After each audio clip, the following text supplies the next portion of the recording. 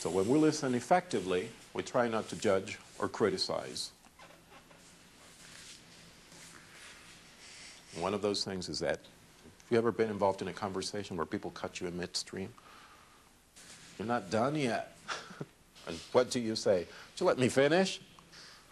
We don't want to do that with people in a learning environment. Let them finish. Now, does that in itself create a problem? I told you before we're going to talk a little bit about interruptions.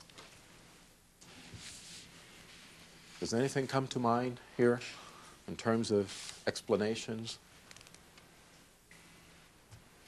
Might seriously impact your time management. Absolutely, yes. Mm-hmm. Also lose interest. And maybe going 90 degrees off of where you're trying to take it. Mm-hmm. That may be good or bad. But sometimes, don't you ever have monopolizers in certain groups? Do you have that one person who wants to say everything all the time? Or don't you? Or are we those people? Yeah, you have monopolizers in your class, you have loudmouths, you have people who want to talk all the time, give all the answers, people who are more interested in listening to themselves and having everybody else listen to them than in actually what the problem is. It doesn't matter what the problem is. They either have the answer to it or they have a problem that sounds like it's your class gives them a chance to come up with it, right?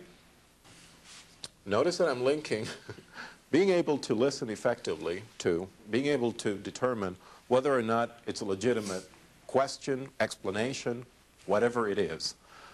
What do you do when you have people like that in a group that you're delivering instruction to?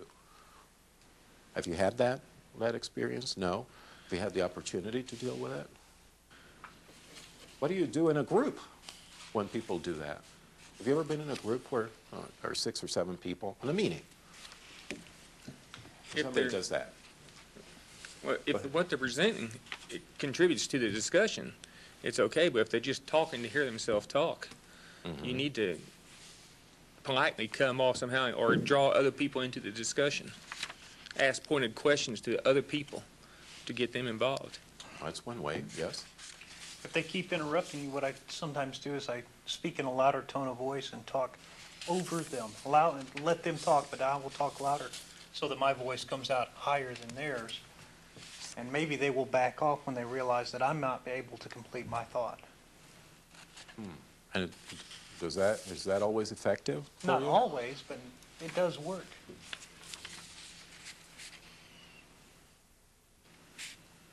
You say you raise your voice, you say you can either, you let them go through. And the consequence of it, or the drawback, or another method, you might just tell them, say, the point you're discussing, we'll cover later, or it's not contributing, would you let me go on? I mean, if they're consistently doing it, you sometimes just have to get brute force with them.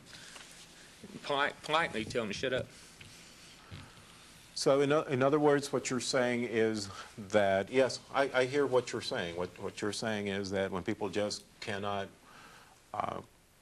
realize that they're not really contributing to something, you tell them politely to shut up, and then you continue. Thank you for your contribution. Let's move on to other aspects of listening effectively, because we have an agenda here. Did you realize what I just did? Okay, I'm not saying that what you said was invaluable, but what I did was what? What did I start out by doing? You made him unimportant. He became unimportant. He was not necessary anymore. He feels bad. He feels like he's not part of the group now. Initially, you stroked him. Right. It didn't seem sincere. Terminated the conversation effectively. Yes, Linda, you had a comment.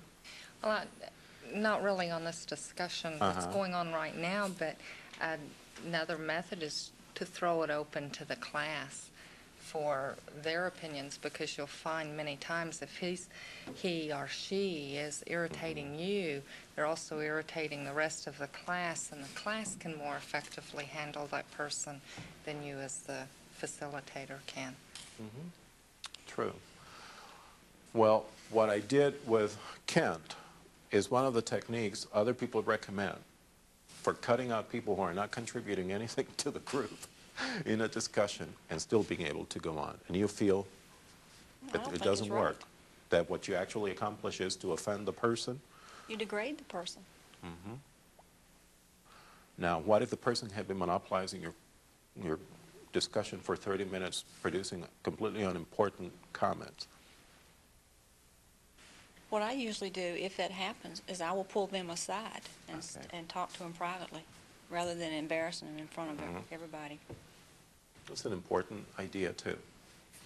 Because one problem with cutting people out is that from there on, whatever other important ideas they may have that are very relevant and that could actually add a lot of value to what you're saying, they're not going to say anything else. Shut them up once. Although there are people who don't take a hint. You know, so it happens. But it's a more extreme case. Okay? However, there are times when you are pressed for time and you realize that what the person is saying is very valuable and there has to be a way to save that. We call it capturing it. You capture that idea, either you write it or you jot it down. You say, could somebody keep track of this, because that is a very important idea and we need to keep track of that and we need to explore it. And right now we're going to run out of time, but I don't want to lose it. And thank you very much for that idea. I think that's a lot more effective than, you called it stroking, right? Yeah, leading the person to think that, yeah, I know what you said, let's move on. It's not really interesting to me.